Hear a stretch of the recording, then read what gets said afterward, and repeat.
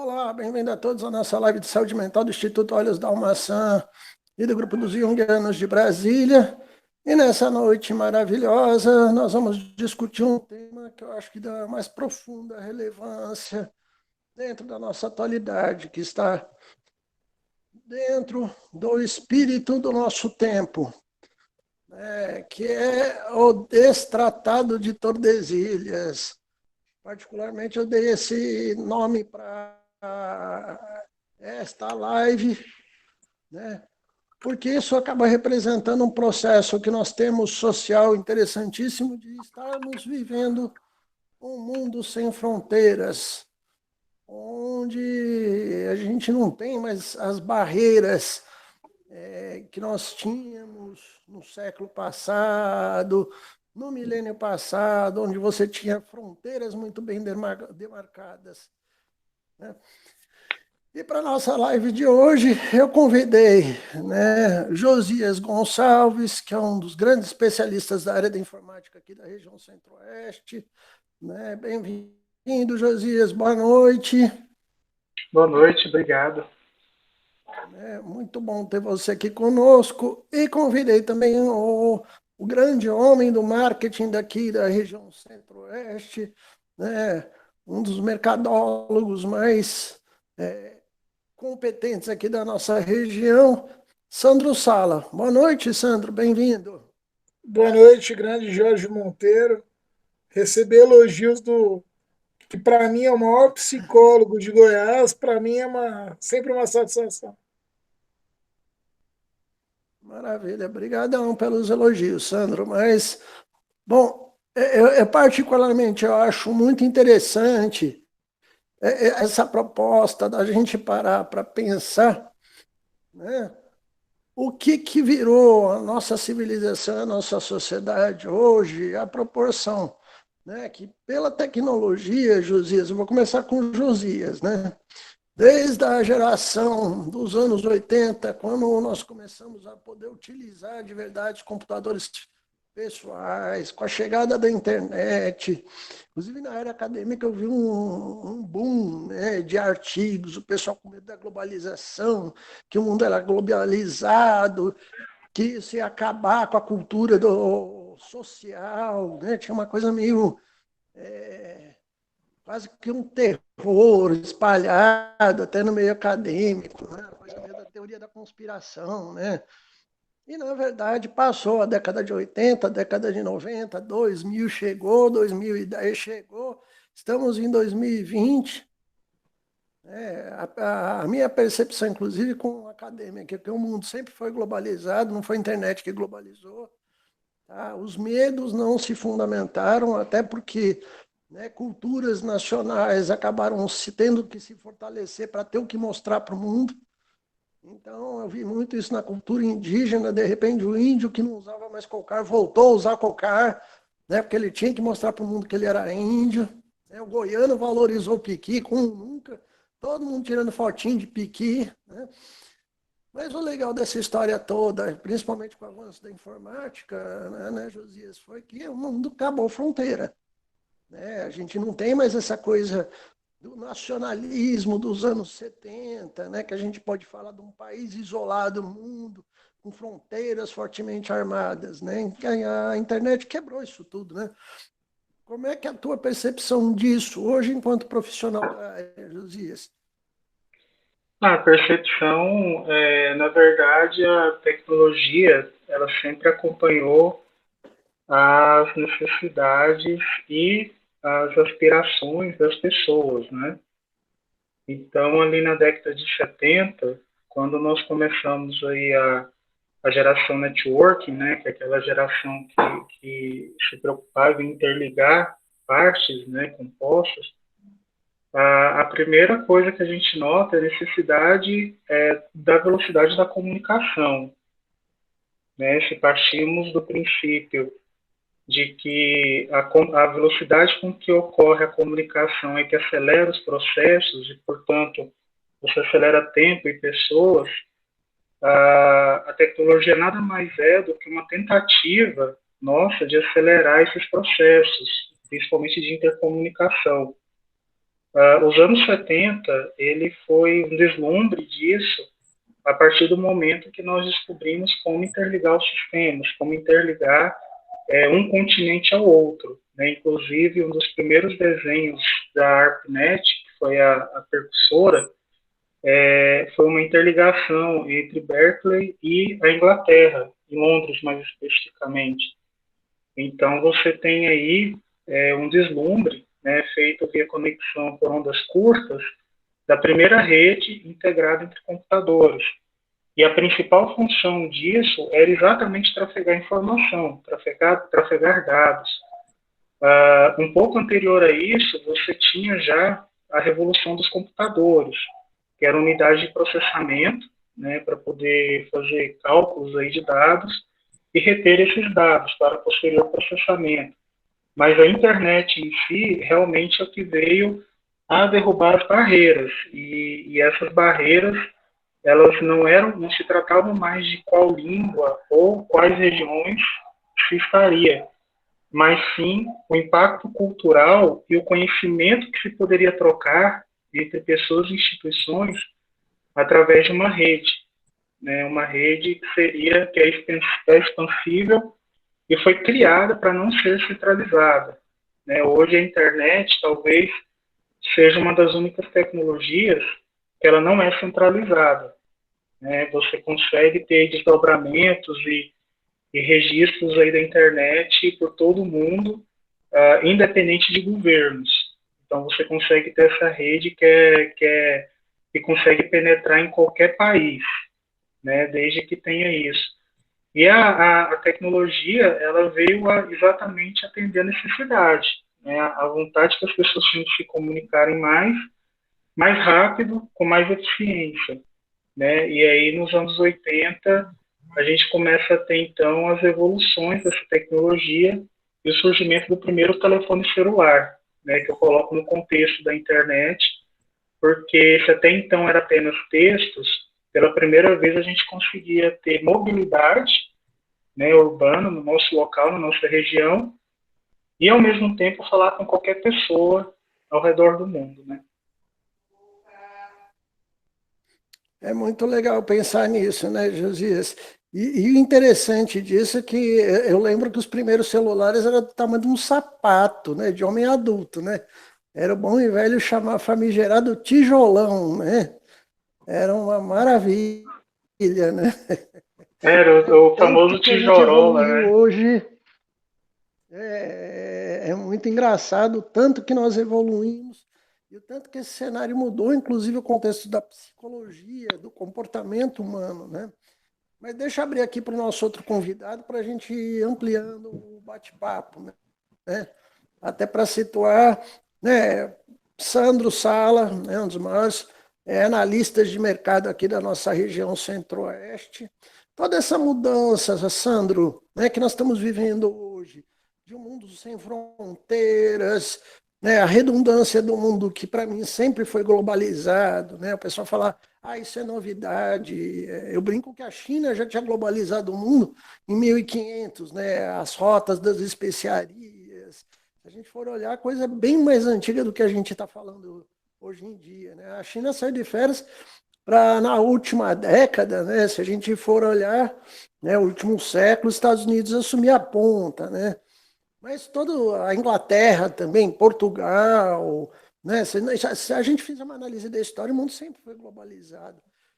Só que a impressão que eu tenho é que o mercado, Sandro, e as pessoas estão cada vez mais atentas a isso, né? Como é que você faz essa análise de mercado dentro desse contexto do mundo sem fronteiras, Sandro? Bom, boa noite a todos. Jorge, tem algumas coisas assim, eu sou mercadólogo, mas assim, eu também sou da área de psicologia, né? Estudei muita área de psicologia de consumo, né? E hoje eu me especializei, tanto que eu sou um mercadólogo, hoje especialista em comportamento de consumo, né? E assim, o que, que eu até achei legal a explanação do Josias, porque ele pegou uma explanação extremamente raiz, né, cara, de de transformação. Então, assim, só para vocês entenderem como é que é feita uma análise de mercado, eu acho que é legal eu entrar nesse assunto para vocês entenderem o quanto que cada coisa influencia. Então, quando você vai analisar mercado, você tem que considerar os aspectos que influenciam o ser humano, tá? Porque tudo gira em torno do ser humano. Não adianta o cara querer fazer algo para o mercado. O mercado não existe, existem pessoas, né? Pessoas que consomem, pessoas que acreditam, pessoas que não consomem. E aí, dentro desse contexto, quando você vai fazer uma análise de mercado, você tem que analisar alguns aspectos. Primeiro, aspecto social, né? Ele tem ele influencia diretamente em todos os outros resultados. Por exemplo, hoje nós estamos vivendo uma pandemia. A pandemia é uma distorção dos aspectos sociais. Aí você tem um aspecto ambiental, que você tem que considerar muito hoje, porque isso também influencia diretamente na economia mundial. O pessoal fala muito que se discute ser verde, ser sustentável, como se fosse um ato de um ser humano bem-aventurado, e não é só isso. Isso tem uma influência direta, né, na economia. Então, já que tem influência na economia, eu já vou para o terceiro aspecto, que é o econômico. E aí você tem o aspecto que é muito complicado, que é o político. Você sabe que em ano eleitoral a economia, tudo muda, o aspecto econômico muda, o social muda, as polaridades, enfim. E aí você tem um aspecto cultural.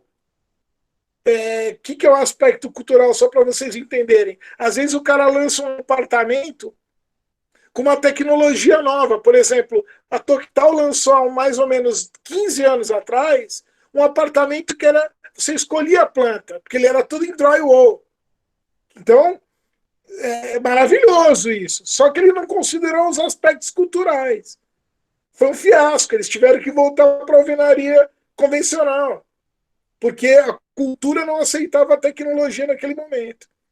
E você tem um aspecto que nem era o mais importante até 15 anos atrás, que é o aspecto tecnológico. Mas hoje eu vou falar para você, o aspecto tecnológico é o que influencia todos os outros. É o que tem maior influência na transformação social. Então, se a gente tentar relembrar como que a gente consumia comida há 15 anos atrás e como consome hoje, como que era a mobilidade urbana. Estou falando sim de Uber, de iFood, das coisas que cabem na palma da sua mão. Então você vê, a nossa vida girou muito em torno do 2G, 3G e 4G, com alguns saltos. Eu acho que o salto do 2G para o 3G foi enorme, foi o grande salto da transformação social. O 4G veio melhorar aquilo que o 3G já apontou do que seria. Mas, gente, o que eu queria alertar dentro desse contexto? Nada se compara o que vai acontecer no mundo com 5G. E aí, Jorge, que a gente já falou algumas vezes da questão de saúde mental e na questão de a gente estar atento às coisas que a gente consome avassaladoramente, sem passar por um filtro de análise do que é bom e do que é ruim. Então vamos lá. 5G, gente, a pandemia, o estrago que essa pandemia fez no mundo, ela não se compara com o estrago que vai ter no mundo com o 5G. Porque grandes empresários que estão na zona de conforto, eles vão ter que se reinventar. E numa velocidade tão absurda que senão eles não vão ser mais grandes empresários. O que vai ter de gente se atacando de prédio porque não está acompanhando e acreditando que os carros andam sozinhos? E eu não estou falando, gente, de 10 anos, eu estou falando de daqui 3 anos, 4 anos. Agora eu não vou nem entrar, depois eu só vou abrir a porta do assunto para o Josias poder explanar também, que é o seguinte, eu estou falando disso que eu estou chamando 5G de uma revolução tecnológica que nós vamos ter, tá? E é, e é Agora, bom. além da revolução tecnológica, não muito distante, eu estou falando de mais 2 ou 3 anos, nós vamos ter a maior revolução industrial da história da humanidade, com as impressoras 3D. Vai ser a maior onda de desemprego no mundo inteiro. Porque todo o processo industrial vai mudar. Hoje a indústria faz para o distribuidor estocar, para o varejo vender. E o processo de consumo vai ser o contrário. Primeiro vai vender para produzir, para entregar. E aí, cara, isso quando eu estou falando, quando a gente vai ter gente entregando. Porque 10 anos depois, nós estamos falando de 21, eu estou falando de 1935. 10 anos depois, nós vamos estar imprimindo as peças dentro das nossas casas. Então, gente, só uma coisa, internet das coisas existe desde a década de 70, apontando para isso. Só que a velocidade com que as coisas vêm acontecendo nos últimos anos é avassaladora. Eu, sinceramente, Jorge, aonde que eu mais me preocupa? Eu acho que a mente humana, talvez, pelo aspecto comportamental, não está 100% preparado para tantas mudanças, porque vai abalar justamente a parte mais agressiva, que é a parte do capital. Vai mudar muito, cara. Gente Vai. que não tem nada vai passar a ter tudo, e gente que hoje tem tudo vai passar a não ter nada, cara. É Eu isso. acho, você está adiantando, o mestre Sandro aqui falando com a gente, contar só um segredinho aqui, foi ele que me desvirginou para as lives, ele foi quem me puxou para o mundo das lives, né, no bom sentido, né? E é interessante isso, por isso que eu trouxe vocês aqui para a gente antecipar esse quadro de mudanças que são inevitáveis na sociedade, porque o primeiro é a consolidação, para mim, desse mundo sem fronteiras. Mais e mais a gente vê empresas, estruturas, por exemplo, hoje, todo mundo fabrica insumos de medicamentos na China, no Vietnã, Camboja, porque é mais barato. Então, eu estou falando das maiores indústrias farmacêuticas do planeta Terra. Então, quando a gente começa a olhar mercado exterior, você percebe que não tem essa coisa de esse país faz isso. Não, o mundo está inteirinho conectado. Se alguém parar a produção, sei lá, no Camboja, vai afetar a Nike no mundo inteiro. Você fala, por que isso? Né? O que é isso? É muito interessante. E essas transformações, eu concordo, Sandro, né? A gente vê muito isso gritando. O ser humano, quando você fala, peraí, não tem mais aquela coisa do nacionalismo de fronteira rígida, que a gente tinha da década de 60, 70, tem muita gente que não está pronta para lidar com esse mundo que é totalmente globalizado, né? Pô, quer dizer que é aberta as fronteiras? Sim. E a epidemia, inclusive, mostrou isso, né? Uma peste na China em questão de horas contaminou o planeta inteiro, a Terra inteiro, né? Você fala, como é que alastra desse jeito? Como assim? Aí a gente tem que pensar não só nas redes, mas nas viagens aéreas, né? No quanto de mobilidade as pessoas têm hoje também, né? E aí, Sim. Josias, o que você acha disso aí que o Sandro estava falando? Não, realmente existe sim essa evolução no horizonte. A gente está aqui falando do 5G, né, enquanto a China já está falando no 6, né? Mas, assim, a evolução tecnológica, ela independe e ela continua, né? Ela continua sua função de evoluir. Agora, o aspecto importante que eu achei interessante de ser abordado é no caso da indústria 4.0, ou internet das coisas. Eu, particularmente, né, participei de um projeto, indiretamente, né, de um fast food robótico, onde você consegue consumir, né, os lanches direto de um robô no shopping, né? foi bastante, foi uma trajetória bem interessante de acompanhar, né, como se deu o processo, e até hoje a gente está estudando, eu particularmente estou estudando os impactos e o fenômeno que isso produz dentro ali do mecanismo, ali do mercado, né, que é a Atlântica é a ramo alimentício. A 4.0, e aí eu destaco que não é só indústria, a parte financeira também, né, e eu agrego isso ao que foi dito, você tinha falado a respeito do nacionalismo. Realmente, hoje, se formos colocar na prática a respeito da globalização, nós nem temos mais uma moeda própria. Né? Eu coloco aqui, por exemplo, as criptomoedas, que é algo que está bem comum hoje em dia, né? E hoje, com a mesma facilidade que você abre o WhatsApp para enviar uma mensagem, você consegue comprar uma moeda na Europa, né? Com a mesma velocidade.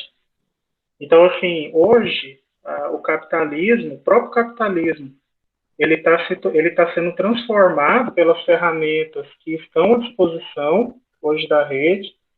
Hoje, o sistema financeiro, ele também está sendo transformado por isso, né? O maior exemplo são as fintechs que estão aqui no Brasil, e esse é só o começo, né? A gente está perto aí de uma evolução, até mesmo na área de investimentos que envolve criptomoedas e criptoativos, né?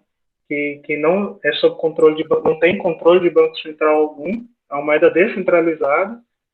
E a gente tem no horizonte também a indústria 4.0, com funções e objetivos diferentes, né, cada um para um lado, mas a grande questão é a robotização dos processos. Você tem ali a automatização do processo, você tem a robotização do processo de fabricação, processo fabril, né, que você tem ali substituindo a mão humana, a força de mão de obra humana, né, aliás, e você tem as consequências disso na compra e venda, né, feitas pelo mundo. Uma das bases do capitalismo é você vender, às vezes, a mesma coisa de diferentes formas. Né? E isso, a tecnologia, ela está acelerando ainda mais. Tá? Então, os ativos de tecnologia que você compra, que você recompra, que você troca, eles estão trazendo essa necessidade, eles estão criando essa necessidade nas pessoas de sempre estarem atualizadas. Isso provoca corrida para a compra de ativos tecnológicos. Claro que isso a médio e longo prazo traz muitos problemas, né? Traz problemas com o meio ambiente, traz problemas com poluição. Nós estamos, nesse momento, passando por um apagão de matérias-primas na Ásia em relação às memórias e processadores. Então, assim, tudo isso é ocasionado exatamente pela aceleração que nós tivemos no consumo de itens tecnológicos. A internet com 5G, ela vai acelerar ainda mais esse processo, não que ela seja um milagre, mas ela vai possibilitar muita coisa, né? Inclusive geolocalização aí, sem necessariamente você ter internet no celular, e ela vai possibilitar várias possibilidades. Agora, se nós, né, mentalmente agora falando, estamos preparados para isso, eu particularmente acredito que não. Eu acredito que é um volume muito grande de dados que vamos receber através das tecnologias. O filtro, realmente, quem vai fazer esse filtro por nós são as inteligências artificiais, que já estão aí funcionando. Hoje, você nem escolhe mais o que você quer assistir quando você entra no Netflix, porque ali já tem uma inteligência artificial que fez essa pré-escolha para você, né? E, basicamente, você é induzido pelo engajamento. Então, seja por redes sociais, ou seja por propagandas aí que você recebe no celular ou por outros meios, você vai ser assediado e esse assédio vai aumentar ainda mais. A gente não pode pensar que não, porque vai. Né? E essas tecnologias, elas vão tentar acelerar esse consumo também. Ou seja, a gente tem um espaço bem gritante aqui, Josias, e até chamando a atenção de vocês dois, hoje aqui no Instituto Alísio da Maçã, né, nossa clínica de referência nacional, 90% dos atendimentos hoje são feitos via remota, né? Então, também, né, essa conexão de atividades remotas todas, né, a psicoterapia, a psicologia está na rede, né? E aí achei isso muito legal porque nos desalocou de um espaço rígido e físico, né? Então, de repente, eu posso estar aqui, posso estar em Pirinópolis, posso estar na beira da praia, posso estar, né, no litoral, posso estar em qualquer lugar trabalhando, né? Então, Jorge, diga. eu vou aproveitar esse gancho aí para falar uma coisa bem interessante em relação à mente não estar pronta ou não acompanhar as tecnologias. Olha só que interessante. Os aspectos culturais, eles geram os paradigmas. Então, o nosso senso de certo e errado, ele está muito mais atrelado à cultura do que à análise imediata. Ele está mais atrelado às nossas crenças do que uma visão analítica. Então, olha só que interessante. Vou falar de uma área que eu conheço, que é a área de propaganda. Né? Teoricamente, o publicitário é um cara antenado, antenadão, super antenadaço, é o cara que conhece de todas as áreas. Então, assim, vamos entender que dentro desse contexto de tecnologias, de evolução e transformação de consumo, transformação de comportamento humano, os publicitários deveriam estar até um pouco à frente de algumas outras áreas, teoricamente. Cara, como é que tem agência? E aí eu não vou, eu vou falar uma situação só para vocês entenderem, cara. Quando eu falo tem agência, eu não estou falando de uma ou duas. Eu estou falando de 90% do mercado. Ou mais. Que diz o seguinte: a gente faz comunicação e propaganda on e off. Explica para mim uma pessoa. O meu cachorro está na rede, cara. Tem um chip nele. Como que você faz propaganda off, amigo? Porque eu não sei. É desplugando, tem a Matrix, é a pílula vermelha ou azul, mano.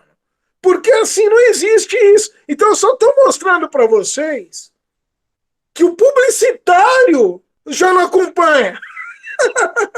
Na verdade, a gente Já vê não... um cenário. Cara, como off? Isso não existe, cara. Tudo é on. Tudo é on. Sabe por quê? Porque o outdoor que você está chamando de off, alguém vai passar e vai tirar uma selfie na frente dele e vai ficar on. Entendeu? Então as pessoas não conseguem. Igual as redes sociais, o fenômeno das redes sociais, né? Eu acho mal barato porque as redes sociais virou o grande válvula de escape. Nós temos vários pseudo-especialistas. Eu acho mó legal quando o cara fala de rede social, não, porque eu adoro essa frase. Isso não funciona nas redes sociais. Aí quando o cara fala essa frase perto de mim, eu faço uma pergunta. Cara, posso fazer uma pergunta? Só curiosidade, quanto que é a sua conta bancária, assim, mais ou menos? Você deve ser arquibilionário, porque o cara que tem essa resposta, ele é bilionário. O cara que sabe o que funciona e o que não funciona na internet, ele tem que ser bilionário, velho. Porque eu confesso para você que eu não sei. Eu confesso para você que eu sou um cara que sou mestrado, que sou formado em 2 áreas, que sou pós-graduado, que tenho mais de 40 cursos extracurriculares e que percebi que há 3 anos, cara, 90% do que eu aprendi eu tenho que reaprender. Ué? E aí o cara sabe tudo de internet hoje, cara. Eu vou para um cliente, Jorge, o cara chega para mim, eu acho mal barato. Né? O cara chega para mim e fala, ó, Sandro, eu quero fazer a campanha, mas, ó, entenda bem, não me venha com televisão, rádio, eu quero fazer só internet e rede social, cara. Só isso funciona hoje. E aí, cara, quando o cliente fala isso para mim, Jorge, eu peço um autógrafo para ele, cara. Eu falo, cara, você me dá um autógrafo? O cara fala assim, por quê? Você está de passando comigo? Eu falo, não, cara, porque você deve ser um cara pica. Porque o cara da Uber faz televisão. O cara do iFood, que tem uma rede absurda de cliente, faz televisão e faz outdoor. E você é o cara que descobriu que não precisa fazer, você tem que falar para esses pobres rapazes, cara. É muito Google está interessante. na televisão. Você falou uma questão fantástica, Sandra, porque assim, a gente abriu as portas da sociedade do acho. Hoje, lamentavelmente, a gente viu uma médica numa CPI, doutora em acho. Né? Eu fiquei horrorizado, eu falei, como assim? Né? Um dos senadores perguntando para a doutora Nizia Maguchi, perguntando, tá baseado em que revista científica que você está colocando isso? Ela não tinha. Eu fiquei assustado, porque a gente está falando uma médica, né? E assim, e não é um problema dessa médica, é um problema da nossa sociedade, da nossa civilização, né? A quantidade de fake news gente, não estou discutindo ideologia, sabe? Se está certo, se não está, se é esquerda, se é centro, se é direita. É a quantidade de gente, achólogos, né? Sabe? Jorge, para todo mundo que faz observações politizadas nas suas redes sociais, né, principalmente quando vai defender o Bolsonaro com aquela paixão, né, porque é passional, é bonito de ver. É bonito, cara. E aí os caras vão defender, eu falo, velho, vamos começar nossa discussão não com política, porque política parte do princípio do respeito e da opinião. Então, não importa o que você acredita, eu vou te respeitar. Né? Outro dia eu estava vendo um negócio interessante. Cara, você sabe qual que é a melhor forma de você não acreditar no Lula? É votando no Bolsonaro, velho. Você sabe qual que é a melhor forma de você não acreditar no Bolsonaro? É votando no Lula ou em outro candidato. Não ficar falando merda, cara, nas redes sociais. Porque você nem sabe o que você está falando. Hoje, cara, eu falei com 2 rapazes, cara, falando, não, cara, eu gosto mais da direita. Eu perguntei, você é de direita ou de esquerda? Ele falou, cara, eu sou de direita. O outro falou assim, eu também acho que eu sou de direita. Eu falei, cara, por quê? Ele falou, cara, conservador. Eu falei, legal. Eu falei, cara, deixa eu falar um negócio. Você é de direita e não é de esquerda. Como é que começou essa história? Os caras não sabiam nem a história da monarquia. Exato, Nem sabem o porquê que existe direita e esquerda. Aí, cara, o que mais me surpreendeu, eu falei, cara, legal, tudo bem, não sabe história, mas ele falou, não, cara, deixa eu falar um negócio, eu sou cristão, cara, eu sou evangélico, cara, e tem alguns valores da esquerda que eu não consigo engolir. Eu falei, não, concordo, você tá certinho. Aliás, eu tomei um susto outro dia, Jorge, que eu acordei no meio da noite, estava em Igreja Universal, e o pastor da Igreja Universal, acredito que seja local, estava afirmando que não tem como uma pessoa ser de esquerda e ser evangélica. Não tem como, porque os esquerdistas perseguiram os cristãos no mundo inteiro. E aí eu só quero fazer uma pergunta para esse imbecil representante de Deus. Hitler era de direita ou era de esquerda, irmão? Mussolini era de direita ou era de esquerda? Para! Tá faltando livro. Tá faltando o cara ler O Pequeno Príncipe. O Pequeno Príncipe mudaria a opinião dele. É muito legal isso que a gente está conversando, porque o problema hoje que nós temos hoje estampado, né, a gente recai. Isso aqui já foi tema várias vezes da nossa discussão. Hoje a gente vê o retrato do analfabetismo funcional, da desinformação, né? Inclusive até para se posicionar ideologicamente o que se acredita, né? Revendo até esses conceitos da década de 50, nós estamos em 2020, e o mundo é outra coisa, né? Muro de Berlim caiu em 92, estamos aqui, né? Então tem muita coisa aí para ser atualizada, né?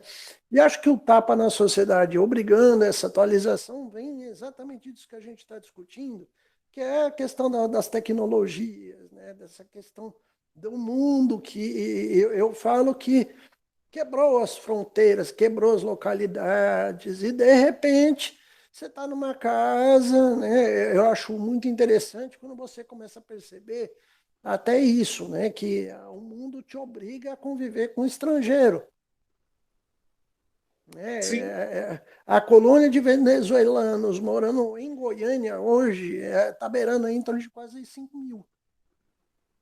Tá? E aí? E a galera chegou, africanos, né? Os estrangeiros estão tomando conta e comprando muitas coisas, né? e os A gente está vendo. venezuelanos, você sabe que os venezuelanos estão aqui e se votar na esquerda, nós vamos virar eles, né? Porque esse é sempre o discurso. Né? E esse discurso, ele não é de hoje. Eu até convido vocês, eu uso o Kindle, né? Mas é o livro aqui, tá, gente?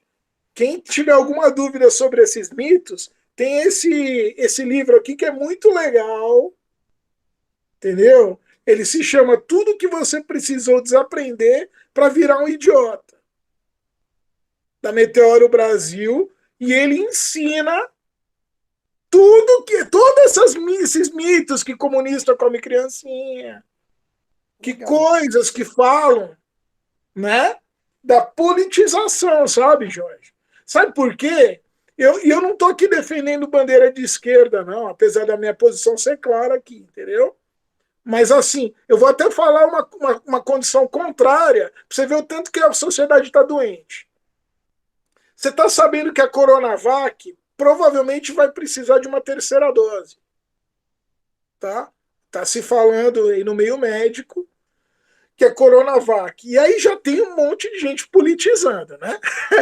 Um absurdo, cara. Esses caras estão aplicando água na gente, que não é sério. Ou, bom, pelo menos se você descobrir o que é a Sinovac no mundo, você vai ver que não é uma empresa que fica brincando com as pessoas. O Instituto Butantan eu também acredito que não deva ser um pit dog, né? Um cara aventureiro, né? Então, assim, cara, o que eu entendo? Vírus que ninguém conhece. Vacina feita de forma emergencial. Variáveis do vírus agora com essa cepa da Índia, por exemplo.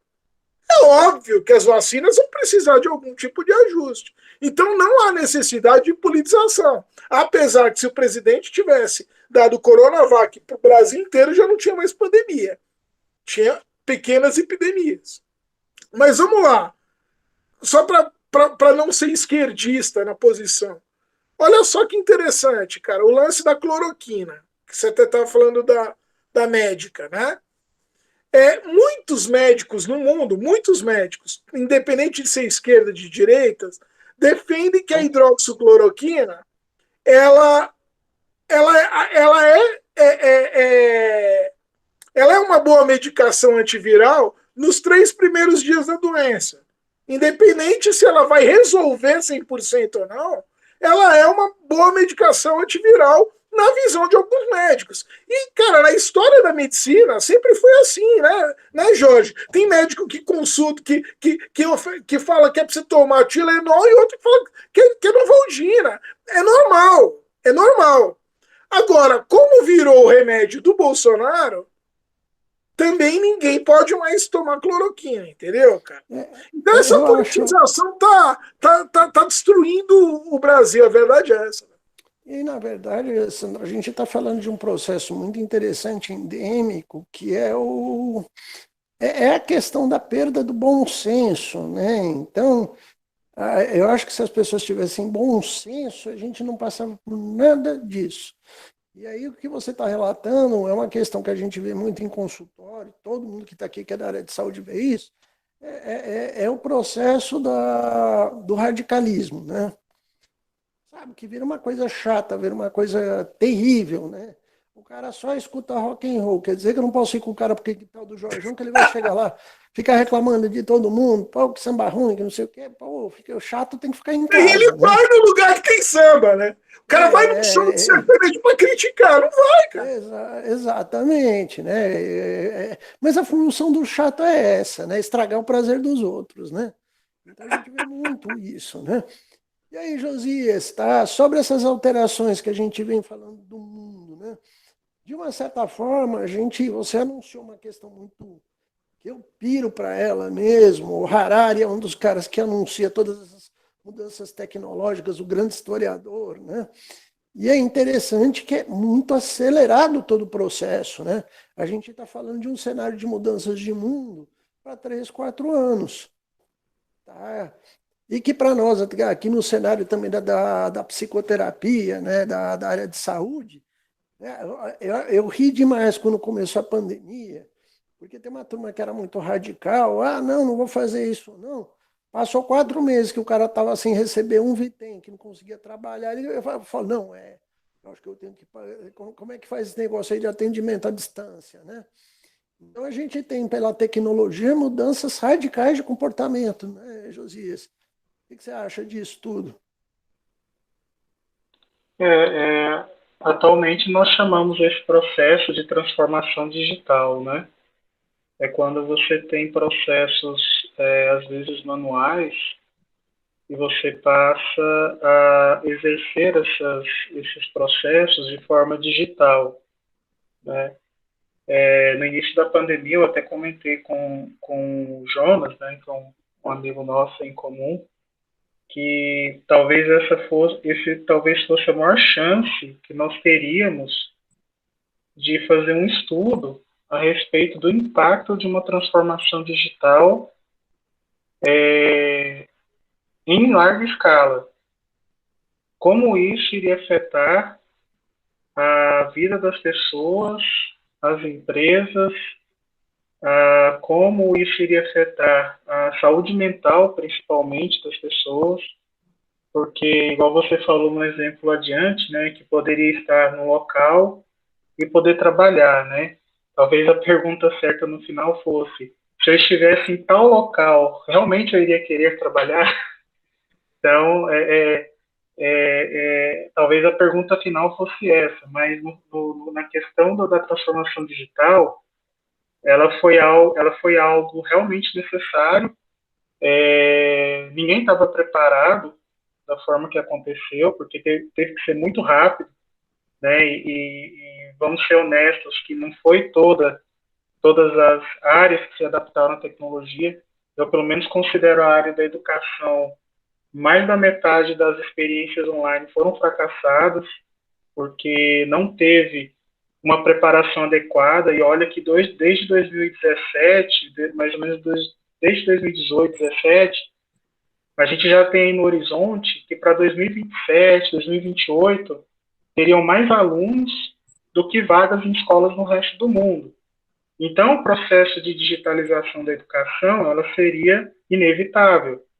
Por que que nós já não tínhamos começado, então, a trabalhar nesse sentido, já que 2027 era ali, E é né? interessante, Josias, a gente pensar nisso, desculpa te interromper, porque eu tô com 52 anos, né?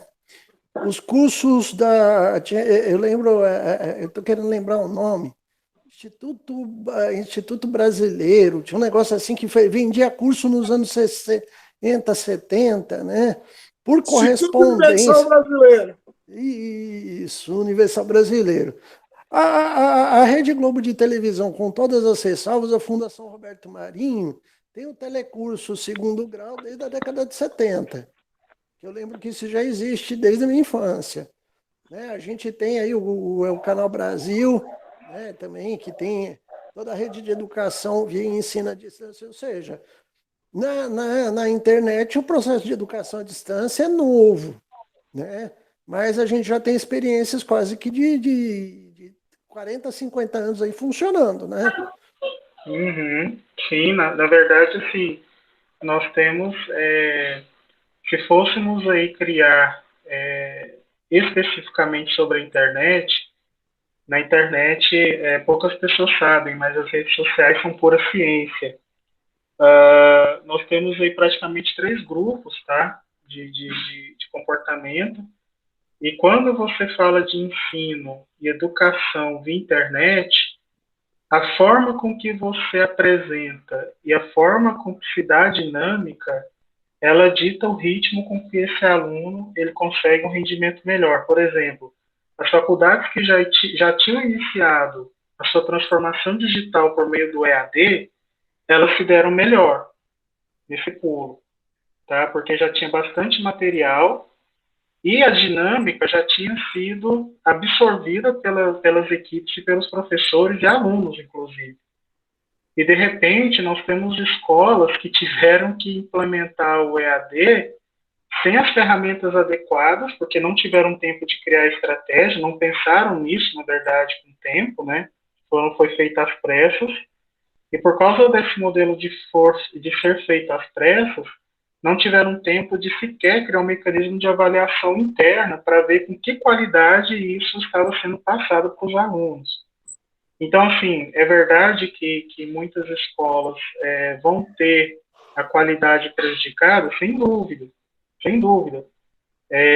Mas é verdade que muitas tiveram êxito, sim, aquelas que já tinham planejado e feito o EAD antes, né, montado a infraestrutura para isso, essas com certeza se serão melhores.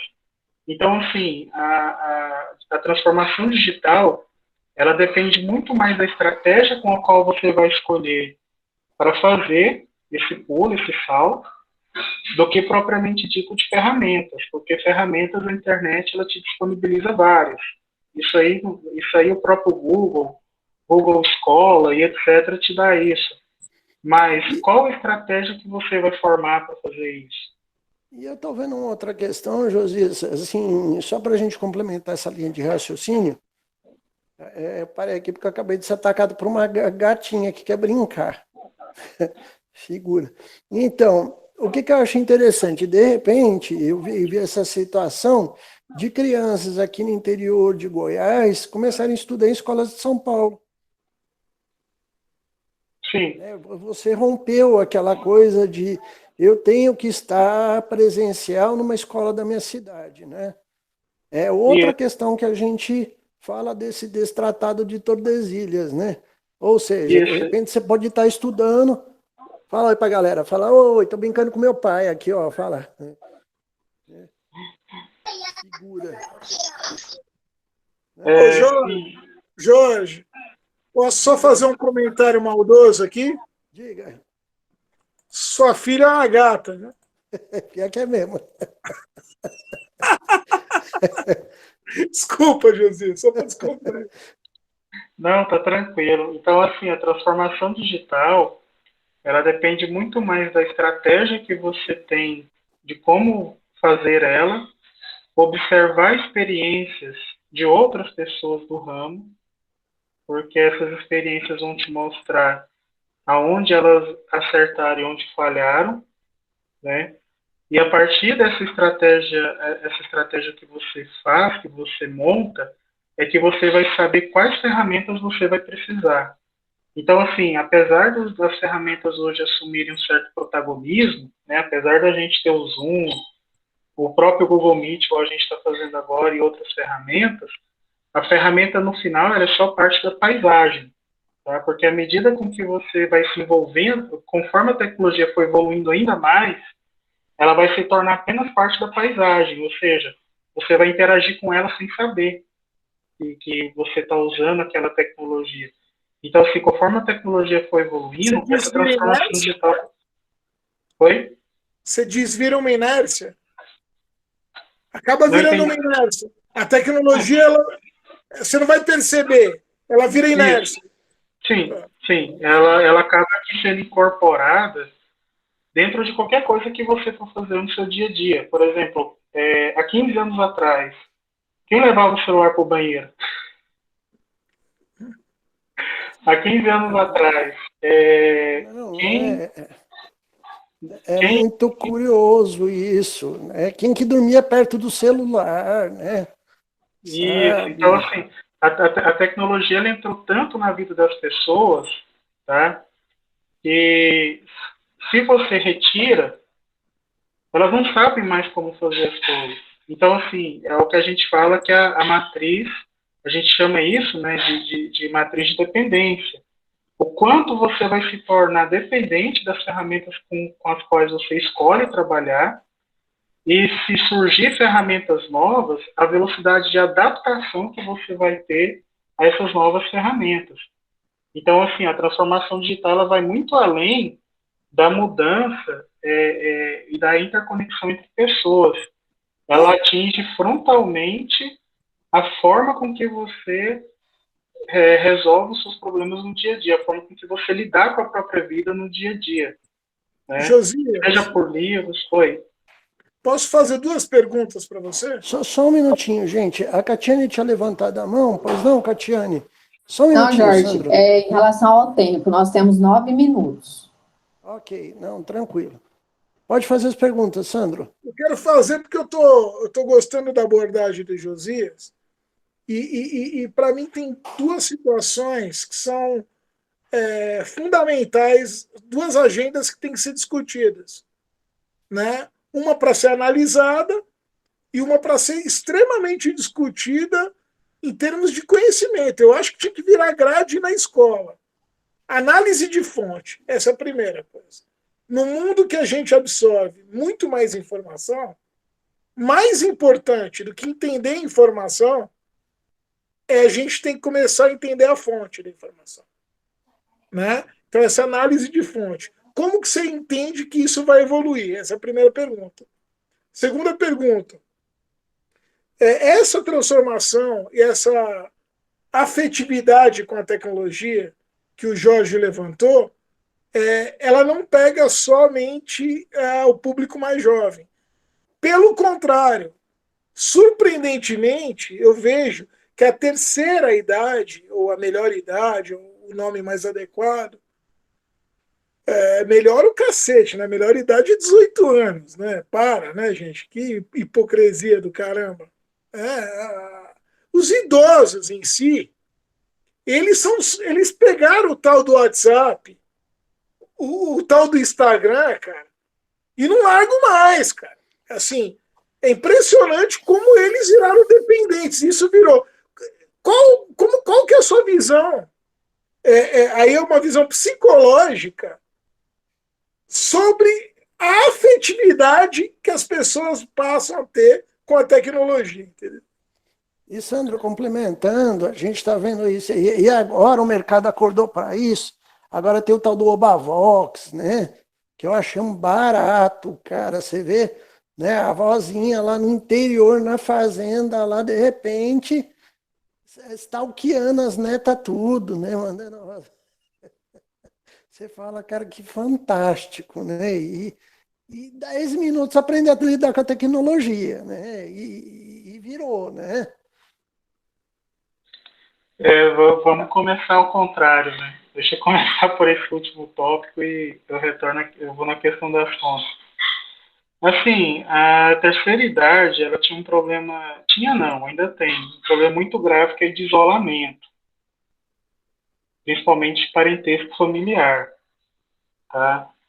As redes sociais, e isso inclui o WhatsApp, que seria o primeiro nível ali, ele coloca em contato você com seus parentes, com seus parentescos ali. Você consegue ver a foto do neto, do bisneto, etc. Então, mas assim, precisa mandar bom dia todos os dias? Não, se fosse bom dia só, tava ótimo, né? Não, mensagem mas porque... do Padre Marcelo, do Pastor Cláudio. Não, mas assim, eu vou dar uma outra visão. Não, mas eu dou talvez uma outra visão aí, né, do outro lado. Às vezes, a parte mais importante do dia daquela pessoa é exatamente o bom dia, né? Nós que estamos aqui do outro lado, às vezes a gente não para pensar nisso na correria, porque a gente fica muito alucinado em resolver as coisas e tal, mas eu mesmo, eu tenho uma mãe, né, adotiva de 93 anos, E ela gosta de conversar, de estar em contato, de conversar. No Então, WhatsApp? assim, não no WhatsApp, mas ela sempre quer ver foto, quando recebe Ah, foto tá. de netos, tudo mais. Então, assim, ela quer estar em contato, ela quer ter contato com o mundo fora dos portões de casa. Porque com essa idade você não tem tanta mobilidade, você não consegue ir na padaria comprar um pão todos os dias. Então, assim, a sua única janela para o resto do mundo, muitas vezes, é aquele Facebook. Tá certo, às vezes aquele Facebook cheio de fake news, mas isso não é o caso. Mas, assim, a janela das pessoas, elas abrem devido à situação dela social e sentimental, às vezes, ali, psicológico. Então, assim, se a gente acha que vai ser diferente quando a gente for mais velho, claro que não. Eu acredito que quando a gente for mais velho, a gente vai ter esse comportamento. Pode não ser com um bom dia sempre, mas vai ser com alguma outra coisa. Alguma coisa vai ocupar esse espaço, tá? Então, comportamentalmente falando ali, em Vão termos dar um choque, né? O comportamentais, celular vai poder dar um choque na pessoa, não vai ficar apertando. é, mas assim, a gente tem isso com os mais velhos e na questão das fontes de informação. Cara, isso é uma questão complexa, porque eu particularmente, assim, estava sendo falado mais cedo de política, né? Eu particularmente eu não tomo lados, eu sou mais da linha tolstoiana. Eu não acredito no Estado, seja qual for o lado. Mas, assim, a questão de fontes, de tudo, eu acredito sim que a fonte que é documentada e a história mostra as fontes verdadeiras. Então você não precisa ficar com aquela teoria da conspiração 100 horas por dia, porque quanto mais você acreditar em conspiração, menos você vai ter coragem de andar na rua. Entende? Se você ficar desconfiado sempre de teorias da conspiração, você não vai querer tomar uma vacina, mesmo que ela comprovadamente diminui o impacto de uma doença nova. E aí você ignora isso e às vezes dá ouvido a coisas que alimentam a sua ansiedade em acreditar em algo maior por trás do que simplesmente uma vacina que vai diminuir o número de pessoas mortas, porque isso afeta a economia e outras coisas mais. Então, assim, as pessoas elas têm que, não vou dizer acreditar mais nas outras, mas elas têm que fechar um pouquinho essa janela de abertura para coisas que chegam via WhatsApp, Facebook, etc. E lembrar daquilo, que tem livros, que tem escolas, que tem literaturas mesmo, né? Não aquelas mensagens que a gente vê em redes sociais, que às vezes limitam a ideia da pessoa uma situação e ela passa a ser aquilo porque aquilo representa ela, nada a ver. Isso aí, quem tenta delimitar as pessoas num quadrado, como se ela fosse direita, ou esquerda, ou centro, ou seja o que for, está limitando o mais essencial de uma pessoa, que é a singularidade. Uhum. Então, se ela é cristã, se ela é budista, se ela é de esquerda, se é de direita, tanto faz. No final, o que a gente precisa dessa pessoa é da sua singularidade. O que a gente Muito precisa bom. dela realmente é a sua Lógico. pessoa. Eu tenho amigos dos dois lados, não critico eles falam, igual eu tenho um amigo, eu falo para ele, olha, você prega essa filosofia, você segue essa filosofia e continua seguindo. O dia que der na telha, você muda. Eu não vou te criticar porque você ficou nisso ou você mudou. A questão é que eu preciso de você hoje e eu preciso de você como amigo. Porque amigo se preocupa com pessoas. A gente se preocupa com o além. Então, se é político ou não, tanto faz. Essa polarização, ela é tão Exato. perigosa, Josias, E que ela é olha muito só, doentia, né? é, Deixa eu só pegar uma linha de raciocínio aqui, é muito interessante, até, Sandro, para a gente entrar agora nos minutos finais, né, da nossa live dessa noite. Tem um ponto aqui que me chama muita atenção, que eu vi muito essa discussão na área do jornalismo, na área da comunicação, que com esse advento que foi acontecendo, né, jornais falindo, né, até pelo aquele formato do jornal papel se extinguindo, banca de jornal desaparecendo, se ventilou muito um mito de, olha, os jornais vão acabar, não sei o quê. E eu fiquei muito surpreso de ver que, pelo contrário, principalmente nos últimos 10 anos, os jornais deixaram de ser jornais para virarem centrais de notícias. Isso me chamou demais a atenção. Ou seja, né, eu preciso de uma agência referência dentro dessa fonte de informação. Sim. Né, que aí eu vi isso na cultura indígena, que o índio voltou a usar o cocar para poder falar que ele é índio. Né, o jornalista ter a fonte, olha, aqui é a base de dados, tá? Né, e seja para o governo criticar e falar que está me atacando, ou seja para a oposição falar isso aí mesmo.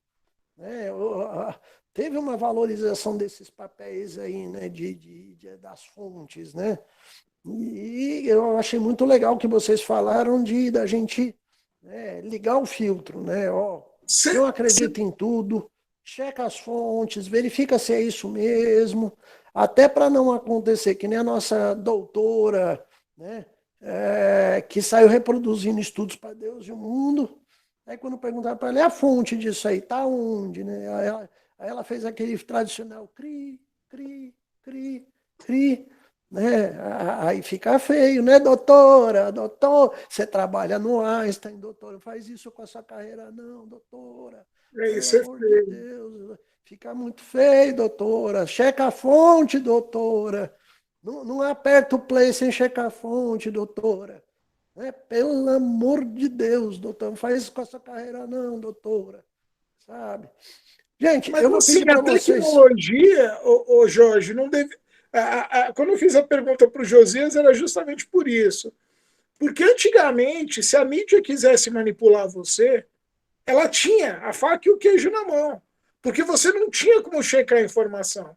Eu acho que a grande glória de você ter a tecnologia na mão é você poder pesquisar se aquela notícia é verdadeira ou não, se você está sendo manipulado ou não.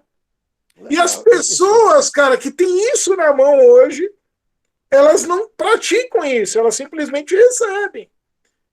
Reaplicando fake news, entendeu? Seja tirando o lado, não é isso, pouco interessa. Isso acontece de todos os lados de igual proporção. Entendeu? Não, porque quem é de direita tem essa. Não. Qualquer viés político, isso é comportamental, cara. Isso é comportamental. Não se trata de um ato isolado, entendeu? Já virou cultural e nós temos que mudar essa cultura. Nós temos que usar essa tecnologia, essa transformação digital que o Josias citou aí muito bem, cara, a favor de ser mais analítico. Peraí, o Josias me falou um negócio de transformação digital. Não é que eu não acredito nele, eu acredito nas pessoas. Porque as pessoas são o mais importante. O mais importante é a gente estar podendo compartilhar nesse momento com pessoas aqui. Mas eu tenho a possibilidade de acabar essa live e falar, pô, o Josias falou um negócio, deixa eu tentar descobrir melhor sobre isso aqui. Isso é analítico. As pessoas perderam o senso analítico. E aí, assim, deixa eu fazer uma pergunta, José. Você tem religião? Tem sim. Qual é a sua religião? Cristã. Cristã. Eu também sou cristão e sou protestante, certo? Amém. Quer dizer que Chico Xavier era uma péssima pessoa? Madre Teresa de Calcutá era uma péssima pessoa. Irmã Dulce era uma péssima pessoa. Gente, pelo amor de Deus, o que nós acreditamos não é exatamente o que nós somos, entendeu? Esse é o ponto. Legal. Pessoal, eu vou pedir as palavras finais, que o nosso tempo está estourando, o pessoal já está até saindo. Vamos ter que encerrar para o tempo não avançar demais. Quero agradecer a presença, né, do analista de mercado, Sandro Sala, do Josias, né, e pedir a palavra final de vocês dois. Tá? Eu ficaria aqui uma semana conversando com vocês, que o papo está muito bom. Né? Pena que a gente não pode fazer esse papo aqui no shopping, né, mas esse papo está muito bom. E as considerações finais de vocês dois, por gentileza.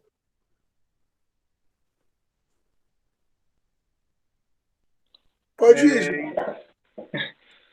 Não, assim, a mensagem final é que, independente da transformação que está acontecendo, vão ter outras. A transformação que teve nessa pandemia vai ter a próxima, e a próxima, e a próxima, e nunca vai ter fim.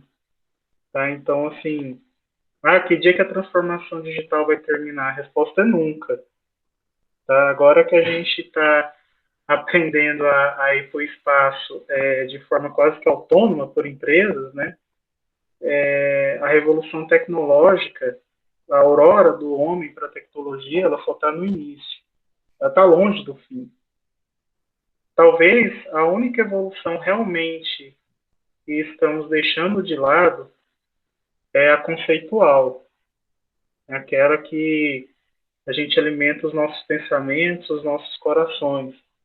Porque se vivermos isolados e pensando em formas de isolar outras pessoas, essa nunca foi a melhor forma de viver em sociedade ou ser humanidade.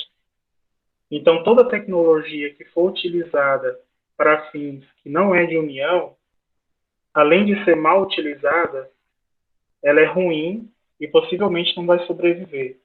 Mas toda tecnologia ao longo da nossa história que foi utilizada para agregar pessoas e pensamentos, como a internet, nos anos 70 nasceu, essa vai sobreviver e vai permanecer, porque eu acredito sim que as pessoas elas acordam de manhã não pensando no mal da outra, mas elas acordam às vezes com outros pensamentos, às vezes contrariadas, e às vezes elas não têm o trato de como responder outras, seja por meio tecnológico ou pessoal. E talvez a dica seja, ou né, o final que eu quero deixar é, independente do uso da tecnologia, sempre que interagir com as pessoas, pense que do outro lado tem pessoas que não estão pensando no seu mal. Tem pessoas que também perseguem o bem. E no final, às vezes, você rema contra alguém que está querendo remar para o mesmo lugar que você. O caminho pode ser diferente, mas a direção pode ser a mesma. Então a gente tem que usar essa tecnologia para agregar. Muito bom. E sempre lembrando que todos nós somos seres humanos, né? Coração, alma, carinho, afeto. Erramos. Meu querido, grande prazer ter te conhecido nessa live magnífica na noite de hoje. Suas palavras finais, Sandro Sala, por gentileza. Cara, eu acho que o Josias encerrou aí de uma forma bacana, só complementando o que ele disse. Eu acho que a gente tem que usar a tecnologia para isso, para aproximar pessoas, né? Você imagina, talvez se não tivesse a tecnologia, eu nunca conheceria o Josias, não conheceria as pessoas que a gente está falando, direta e indiretamente. Eu não estaria ao lado do Jorge hoje, né, matando a saudade do amigo.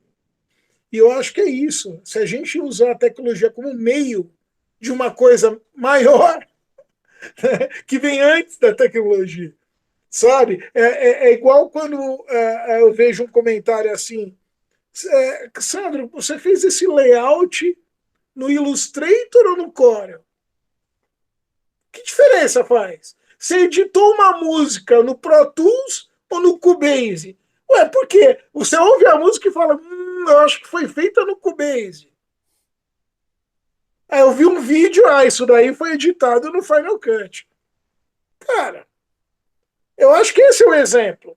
O software não pode ser a essência. A essência é o que você usa o software para alguma coisa que seja essencial. E a tecnologia na vida não pode ser diferente disso. Ela tem que ser meio de algo que é essencial. Ser humano, respeito e amor ao próximo. Sempre. Muito bom. Gente, quero agradecer a participação de vocês dois. Né? Semana que vem temos mais uma live de saúde mental do Instituto Olhos da Almacém e dos Jungianos de Brasília. Obrigado a todos pela participação. Uma grande noite. E até lá, pessoal. Com Deus. Tchau, obrigada.